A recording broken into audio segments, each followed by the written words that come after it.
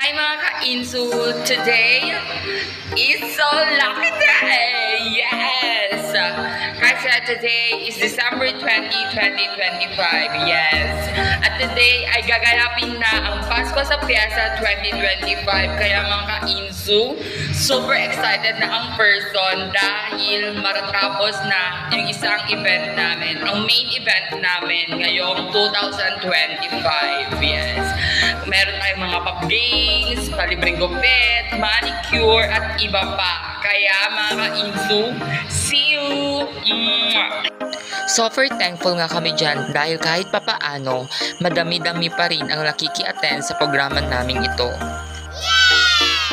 Makikita mo talaga sa bawat bata na masaya at nag-e-enjoy sa simpleng celebration ng Pasko sa Piazza. Wow!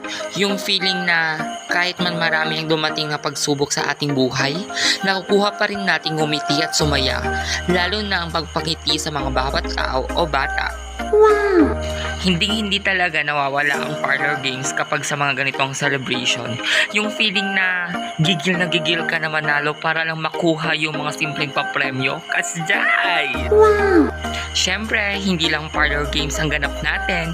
Meron din tayong pa-free haircut at pa-free manicure sa mga minamahal nating taga-pyesa. Wow! Maraming salamat na pala sa Saking's Parlor Group na pinapangunahan ni Honorable Shelvin Saking, aka Mami Banong, tapos ang mga kanyang mga babies. Yes, Ate Cheryl Mata, Mami Ashley, Mami Kishi, Ate Lynn, Bunso, at si ate na kapatid ni Mami Ashlyn.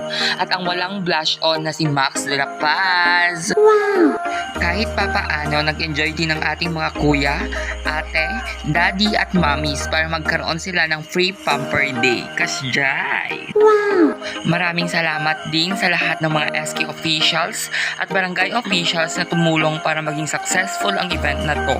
Hindi ito magiging successful kung wala kayo. Agyaman na klaunay. Wow! I hope sa next celebration natin ng Pasko sa Piazza ay mas lalo naming bobonggahan pa at kaya ulitek manin. Thank you very much po. Wow!